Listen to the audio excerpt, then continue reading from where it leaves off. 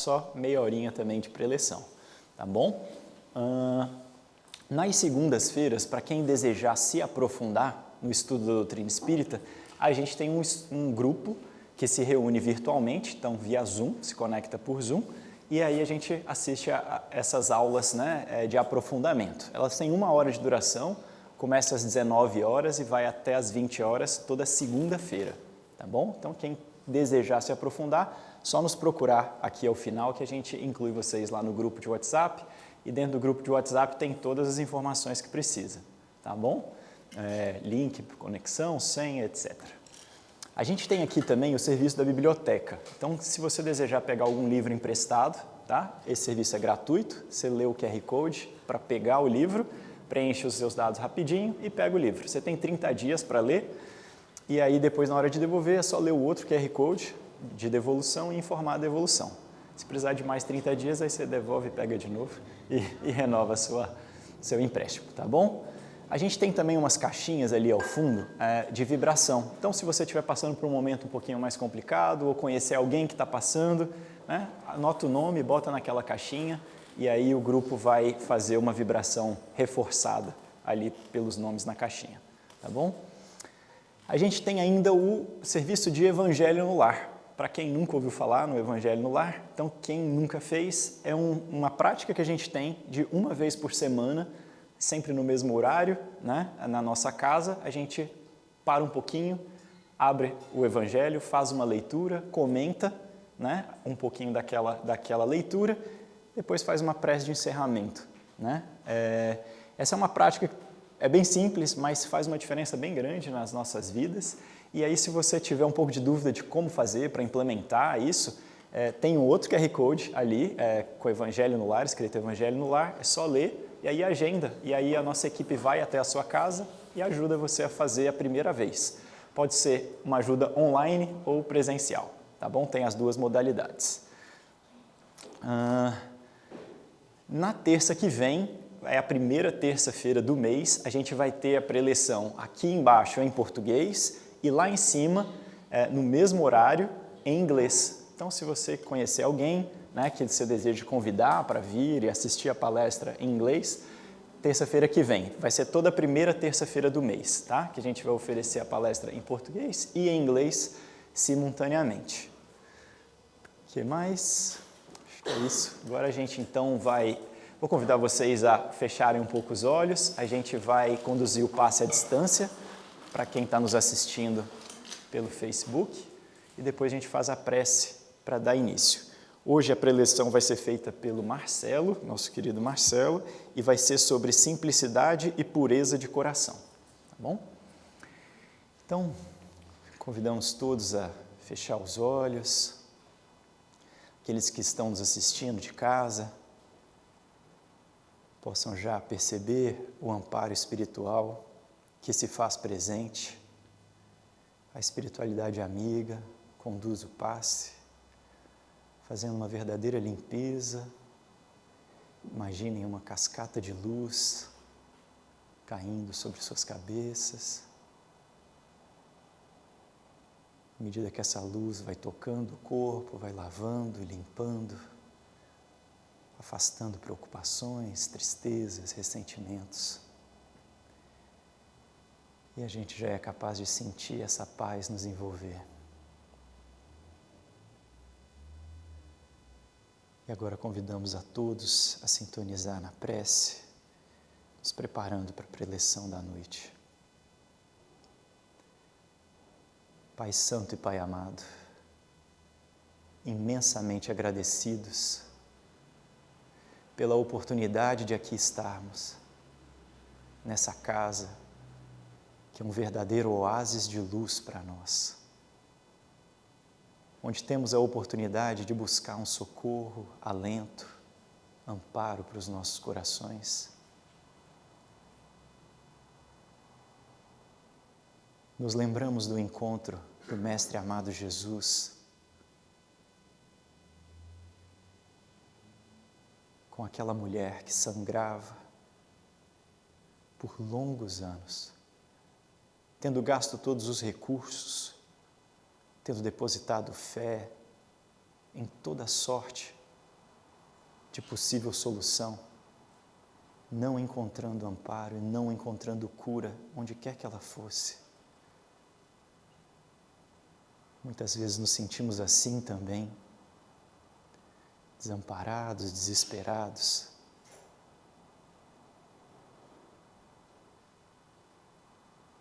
Mas ao nos lembrarmos desse episódio, nos lembramos de que ela pensou que se ao menos tocasse só a ponta da vestimenta do Mestre, já seria o suficiente para ser curada. E no meio de uma multidão, o Mestre se sentiu tocado.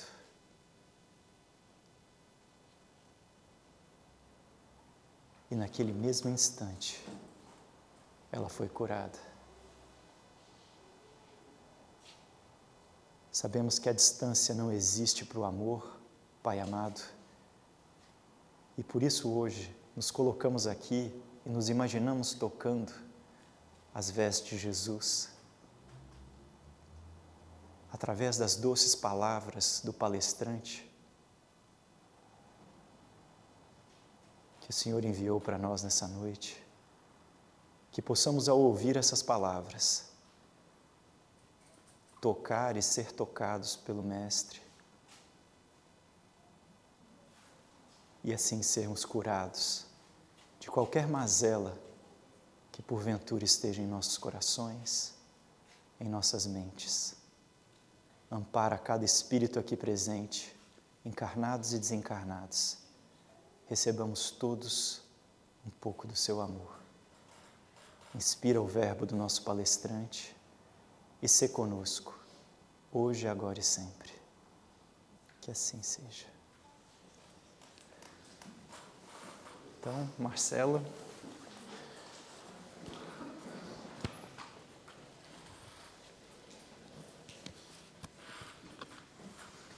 É meio brutal, não parece, não? O desafio dos microfones. O desafio do microfone na gola, talvez, aí, beleza? Funcionou? Sim. Esse menino Elias é brutal na prece, não?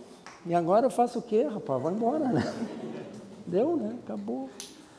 Mas ele falou uma coisa muito importante, que a gente tem que fazer o evangelho no lar, porque se a gente vem aqui no Centro Espírita em busca de amparo, de suporte, de apoio, a nossa casa também precisa disso. Tá? A gente é co-criador da criação, a gente faz o nosso mundo, né? É uma música da Marina também, né? Meu mundo, você é quem faz. E a gente faz também o nosso mundo. E a gente então precisa se lembrar disso, de purificar o ambiente espiritual da nossa casa, trazer uma luz para dentro da nossa casa, né? Através do Evangelho no lar. Muito importante. Sim. Então, hoje eu vou falar sobre a simplicidade e pureza de coração. Eu sempre gosto de começar falando dos aborígenes, porque eles vieram antes que a gente sempre respeita, né? Isso, a gente presta os nossos respeitos aos anciões do passado, do presente, aos emergentes. Especialmente eu que já estou ficando meio velhinho, eu gosto de respeito aos mais velhos. Então, eu também gosto de falar deles porque eles vieram antes que a gente aqui na Austrália, né? E a gente, como eu falei, a gente é a construção de nós mesmos, nós estamos nos fazendo. Nós estamos fazendo o nosso mundo, né? Nós e a Marina e o Antônio Cícero, a gente está fazendo o nosso mundo. E dessa maneira, quando a gente vai começar a construir alguma coisa, já tem uma fundação. E essa fundação foi feita pelos nossos antepassados, né? Se eu sou assim, vocês teriam que ver meu pai. Do mesmo jeito, eu me construí em outras encarnações, eu vim me fazendo, eu vim me construindo, eu vim me montando, por assim dizer, né? Para me trazer até aqui. E é esse o assunto que eu quero falar sobre simplicidade e pureza do coração, que é o capítulo 8, itens de 1 a 4, eu peço por Jesus que vocês leiam o livro. Tá? Tem um aplicativo chamado Kardecpedia para o Android ou para o iPhone, dá para ler essa parte, por favor, porque eu vou falar não exatamente o que está no livro, eu vou falar a visão que eu tive quando eu li isso, né? Porque começa assim, o capítulo, né? O item 1, dizendo, bem-aventurados os que têm puro coração, porquanto verão a Deus. Isso é Mateus, né? E depois vem aquela frase, aquela parte que Jesus pede para deixar as criancinhas, né? Vão trazer as crianças, o pessoal diz, sai daí, criançada. E ele fala, não, deixa, vinde a minhas criancinhas. Porque o reino dos céus é para aqueles que lhes assemelham. Né? E eu quero falar sobre esse assunto, simplicidade e pureza do coração, nesse critério da construção de nós mesmos, né? Daquilo que a gente precisa fazer para ser simplesmente mais legal, né?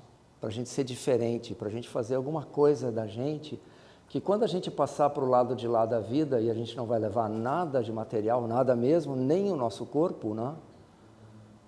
A gente consiga dizer que a gente tem conosco algo que foi legal, que foram as nossas ações, aquilo que a gente fez, que foi bacana.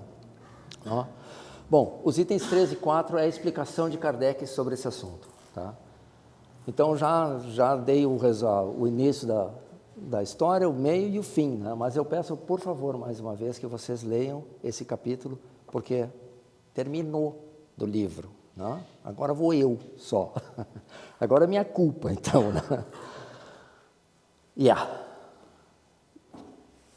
Aliás, a gente, quando vai fazer um cursinho de preletor espírita, sempre tem duas coisas que se falam. A primeira, a gente nunca fala da gente mesmo, e a segunda, a gente nunca pede desculpa.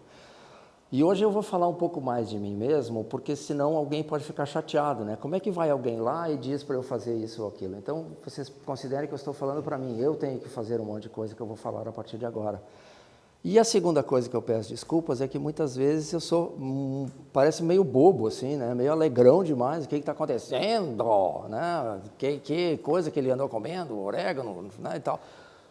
Calma, é porque é um momento para mim de muita alegria, a gente está falando de Jesus numa casa de oração, então para mim isso é tudo de bom, tá?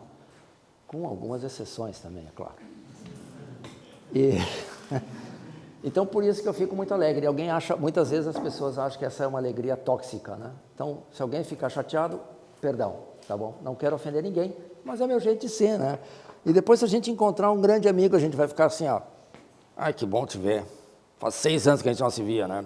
E agora que bom. Não, nós vamos dar risada, não é isso? Nós vamos dar pulo de alegria. Tá? Do mesmo jeito, agora aqui, nesse momento, nós estamos encontrando o nosso amigo Jesus. Então, então vamos lá. O Jesus falou então no Sermão da Montanha, bem-aventurados que têm puro coração. Mas como é que a gente vai ter puro coração se a gente ainda está tão imperfeito? Se a gente ainda se preocupa tanto com o aspecto material das coisas, né? E não se preocupa com a coisa que é interessante para nós, que é a vida espiritual, como é que nós vamos ser assim, ter essa pureza de coração? Bom, a resposta é a intenção, né? A gente é mais ou menos, né? Eu sempre dou o exemplo da minha cachorrinha Lilo. A gente tem uma cachorrinha que na organização lá de casa ela vem em segundo lugar, né? Minha esposa, o cachorro e por último eu. E a cachorra é a melhor bicho que a gente teve em toda a minha vida. Canina e passarinhestica foi o melhor animal que a gente teve. Mas ela nunca passou aspirador lá em casa. Do mesmo jeito, eu posso ser a melhor versão de mim mesmo, ou de eu mesmo. Português é difícil, não sei. Eu posso ser a melhor versão do Marcelo aqui presente, né? Mas mesmo assim eu ainda não passo o aspirador lá em casa, né? A vontade que eu tenho é de latir ferozmente, que nem aquele chihuahua do vizinho, que aquela coisa que quer morrer, que tem um dente assim, que a gente sabe que Deus me livre. Né? Esse sou eu, esses somos nós estamos nesse degrau de evolução, né? Mas tem uma diferença, agora a gente sabe, né? Agora a gente sabe, e a gente tem em nós o nosso livre-arbítrio, portanto, a gente pode colocar a nossa direção daquilo que a gente vai fazer na direção certa, das coisas boas e corretas e amorosas. Não é verdade? A gente pode sim, intencionalmente tentar fazer o bem. A gente pode tentar ser umas pessoas melhores daquelas que nós somos, né? Mesmo que algumas vezes a gente pense, mas será que o outro merece? Até o dia que a gente chegar à conclusão que essa não é a pergunta. A gente vai fazer o bem sem ver a quem, né? Porque o bem é meu. O que o outro vai fazer com aquilo que eu fizer é um problema dele. Ele vai ter que resolver, né?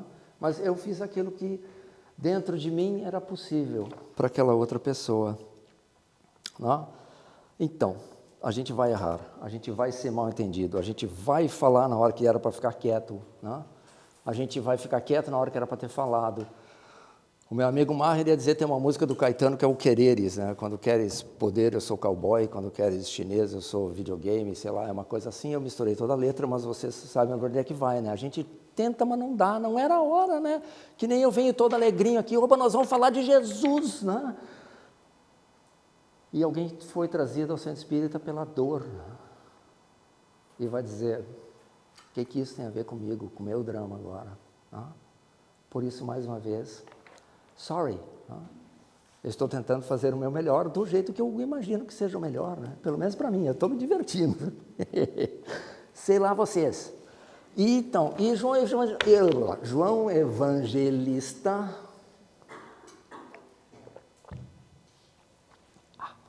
não esqueçam de trazer a garrafa de água de casa, para não ter que comprar uma garrafa cara dessas. E ainda tudo esse plástico. João Evangelista falou no Apocalipse, capítulo 3. Conheço as suas obras. Eu sei que você é nem morno nem quente. Melhor seria que você fosse frio ou quente, desculpe. Conheço as obras, sei que você nem frio nem quente. Melhor seria que fosse frio ou quente, porque você é morno, nem frio nem quente. E eu estou a ponto de vomitá-lo da minha boca. Num livro espírita desse que a gente lê ali, né, tem essa história que veio um mentor espiritual contar como foi a vida dele, né, encarnado, a última encarnação, e depois quando ele desencarnou. E ele fala que é melhor aqueles espíritos que são malvados e fazem bastante mal, porque esses, no momento que eles entendem, eles começam a fazer bastante bem, do que aqueles que não cheiram nem cheiram, que não então, que são nem frio nem quentes, né? Ou como Emmanuel também disse, há muitos espíritos presos em encarnações de baixo teor espiritual, os mornos. E agora vem um momento que eu falo para mim, tá? Não é para vocês, é para mim.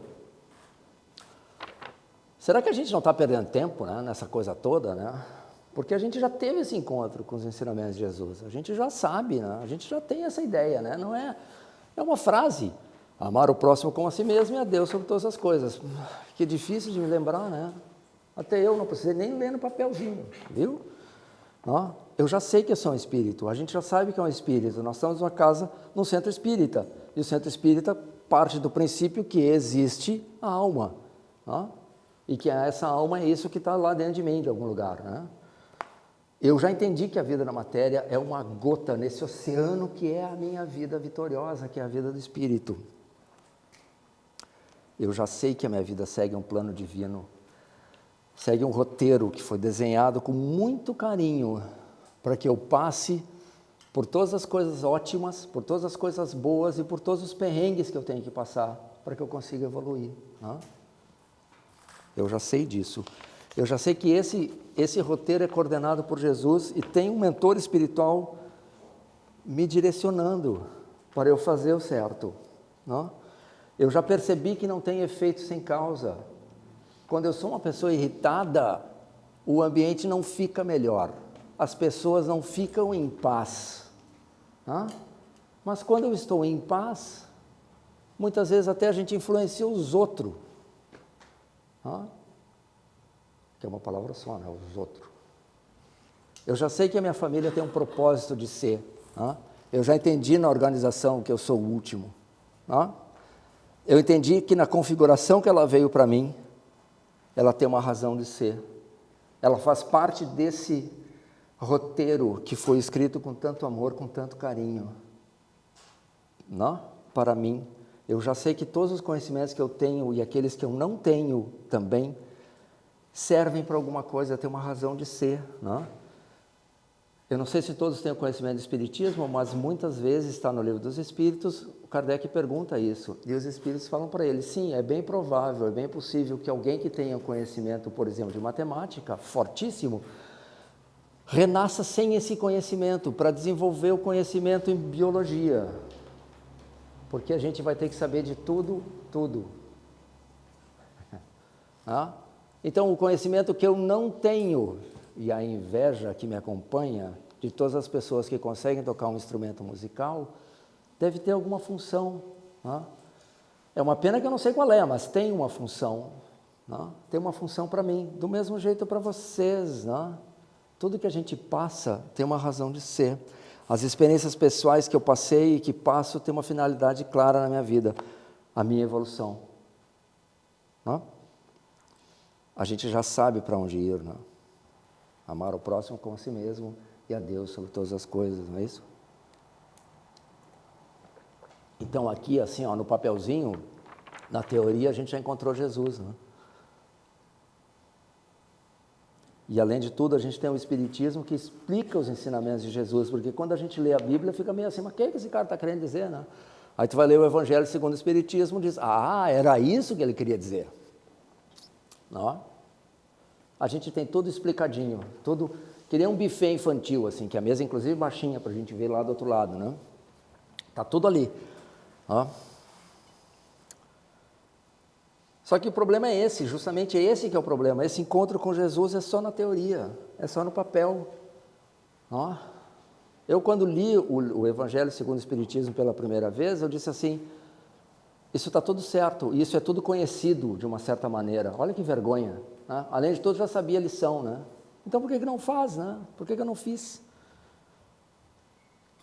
E sobram algumas perguntas, Será que a gente está se movendo? Será que eu estou me movendo na direção certa? O que eu estou fazendo de mim mesmo? E vem uma pergunta para todos nós aqui. O que nos trouxe aqui nessa terça-feira? O que a gente veio buscar? Então, para não aliviar a pressão psicológica, uma historinha. Na próxima vida eu vou ter um nariz melhor que respire, porque senão seca a garganta, que é um horror, O irmão X, que é o Humberto de Campos, não é isso?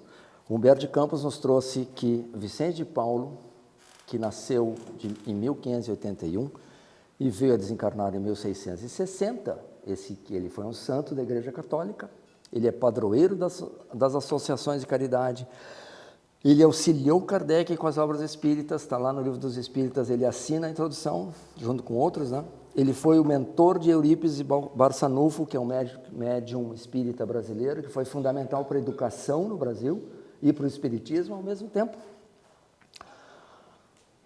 Esse santo, como dizem os nossos irmãos católicos, ele foi uma encarnação de Herodes o Grande. Então, a mensagem que eu gostaria de trazer para vocês é que, em 1600 anos, aquele ser humano que foi lá, mandou matar os nenezinhos, virou Vicente de Paulo.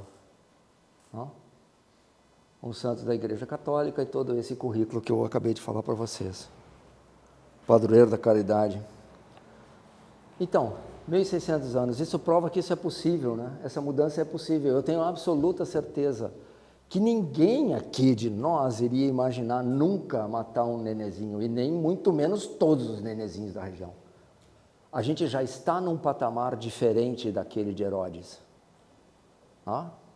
O que eu quero dizer com isso, atenção, há uma experiência, há uma esperança. A gente pode fazer de nós um nós melhor. A gente já tem a teoria, a gente já entende como a regra do jogo funciona, a gente já sabe como é, tem 6 na quadra, um saca, o outro rebate, tem o pivô, a gente sabe como funciona o jogo. Agora a gente só tem que aprender a jogar ele, trazer da teoria para a prática, Botar esse veículo que somos nós mesmos, com esse poder mental e com esse conhecimento espiritual a fazer tudo isso que a gente pode e que a gente sabe. A gente pode sim nos transformar em pessoas tão boas quanto Vicente de Paulo. Tranquilamente. Não acredito. Muito bem. está completamente certa, não tem que acreditar mesmo. Porque o Kardec traz isso também, a gente sempre tem que duvidar e pensar de novo, né? Sabe quem disse isso? Foi Jesus. Jesus disse, vocês são deuses e vocês vão poder fazer isso, tudo que eu faço e muito mais. Né? Então, o mestre disse, pode ir que é tranquilo, e a gente continua nessa, né? Então, sim, a gente pode se mudar. E Jesus também disse, aonde? Em Lucas, no capítulo 6, versículo 44, que toda árvore é conhecida pelo fruto. Não é o pássaro pelo canto, não é a flor pelo perfume, não é a pedra pela beleza, é a árvore pelo fruto, é o fruto, é a ação, é aquilo que a gente faz. Tá? É isso que nos diferencia. Não é isso que eu penso, eu penso que eu sou tão bonzinho, eu quero que o outro se dê tão bem. Então vai lá e diz para ele, eu quero que tu te saia bem, né? E ajude o outro. Muito bem. Depois tem na parábola dos talentos, a mesma história, né? Você se lembra a parábola dos talentos? O Senhor tinha 3 servos, deu moedas para os 3, um fez o dinheiro render, o outro fez o dinheiro render e o terceiro enterrou o dinheiro com medo. Né? Aí veio o Senhor e disse, o que tu fez? Eu trabalhei, eu plantei e eu colhi. E o outro fala, eu plantei e eu colhi. E o terceiro fala, eu não fiz nada. Entendeu? Eu não fiz nada, eu não plantei, eu não colhi. Eu não aconteci, eu não causei, como a gente diz. E também na parábola do semeador, a mesma história. A palavra do semeador é bem interessante, né? Se a gente vai pensar assim, trazendo para a vida real, né? Porque parece assim, que tem um sujeito descuidado, né? Jogando semente assim, né? Sem olhar para onde é que ele está indo, né? Você se lembra da parábola do semeador, né? Aquela que o sujeito saiu para semear e largou sementes no asfalto, não brotou, largou semente na terra rasa, brotou, morreu, largou semente e não nasceu, e largou em algum lugar que nasceu, e cresceu e deu frutos. É isso. Bom, essa parábola a gente pode entender de 2 maneiras. Né? Certamente a primeira é Jesus falando para a gente. Né? Jesus então largou as sementes, e largou as sementes para todos nós da mesma maneira. Né? E nós somos o solo ruim, o solo mais ou menos, o solo bom. Né? Mas também é uma maneira válida de entender, porque sempre quando a gente lê as palavras de Jesus, a gente tem que pensar no que ele poderia ter dito, né? Porque o homem não era simples, ele não fala assim, aperta o botão para ligar, né?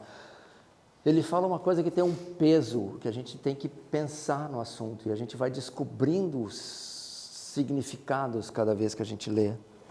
A gente pode pensar da mesma maneira, que é nós semeando e onde a gente coloca as nossas ações, as nossas sementes, né? O que a gente faz. E é justamente essa a mensagem, então, a gente pode mudar a performance das nossas ações com o nosso livre-arbítrio, com nossa inteligência, sabendo que se isso que a gente está fazendo está somando na economia espiritual ao nosso redor, né? No nosso meio ambiente, né? No nosso ambiente onde eu estou no meio, né? Se isso está ajudando ou isso não está ajudando. A gente pode pensar isso, a gente tem esse sentimento lá dentro de nós, que diz assim, eu respondi na altura certa para aquele sujeito desgostoso, mas a gente não fica feliz por causa disso. Não? A gente sente aquele gosto de que, não foi legal, não precisava ter chegado nesse ponto. A gente tem isso em nós, a gente tem essa consciência, a gente sabe certinho o que é bom e o que não é tão bom assim. A gente sim vai ter reações, mudando nós mesmos, nós vamos ter reações diversas daquelas que a gente tinha antes. A gente vai ter uma vida diferente simplesmente, né? A gente vai ser pessoas diferentes, né? Alguém vai dizer, tudo bem, mas eu vou reencarnar e na reencarnação vai ser uma melhora, tá? E vai esperar qual reencarnação para melhorar, né? Qual delas? Essa ou daqui a 20 reencarnações? Porque quanto mais a gente se aproxima da divindade, mais felizes nós somos, né? Essa é a mensagem também. Então, onde é que nós vamos colocar as nossas sementes, as nossas ações? E quais são essas sementes? Né? E essa parábola do semeador também nos dá essa esperança, né? Porque Jesus fala no finalzinho da parábola, algumas sementes que brotaram deram 30 vezes, 30 frutos, né? Ou 30 grãos, né? Outras deram 60 e outras deram 100. Do mesmo jeito a gente vai fazer coisa que vai ser legal. Algumas coisas não vão ser tão legais. E algumas coisas vão ser, né? Não somou nem subtraiu. Mas a gente foi com toda a boa vontade do mundo, né? E se foi ruim, a gente diz desculpe. E se foi bom, a gente diz graças a Deus acertamos, né? Então, mais ou menos é isso, porque o tempo está acabando, né? Nós vamos errar, nós vamos não fazer o melhor, nós não vamos conseguir ainda, mas nós vamos começar, né? A gente tem que começar. Por que a gente tem que começar? Porque a felicidade está ali, um passo à nossa frente, né? E a gente está nessa morno há muito tempo, né? Então vamos se esquentar, pessoal. Ou como disse Paulo de Tarso, né? Quando na porta de Damasco apareceu Jesus para ele, e ele fez as duas primeiras perguntas. A primeira é quem és, né? E a segunda foi o que queres que eu faça? Que é uma frase de profunda fé, né? E a gente acha que pode pensar nisso, então, já se preparando para a prece final. O que quer Jesus de nós? O que quer que Jesus faça por nós, pelo nosso mundo? Então, eu vou fazer a prece, que eu peço que vocês me sigam mentalmente. Pai nosso que estás nos céus, santificado seja o teu nome, venha a nós o teu reino, seja feita a tua vontade, assim na terra como no céu. O pão nosso de cada dia, dá-nos hoje. Perdoai as nossas dívidas, assim como perdoamos aos nossos devedores. Não nos deixeis cair em tentação, nos dê sempre a coragem para fazer aquilo que é certo. Livra-nos de cometer todo o mal, que a gente possa sempre avaliar as nossas ações, para entender aquilo que é mal e aquilo que é bom, e escolher o certo. Porque Deus Pai, teu é o reino, o poder e a glória, para sempre. Que assim seja. Muito obrigado.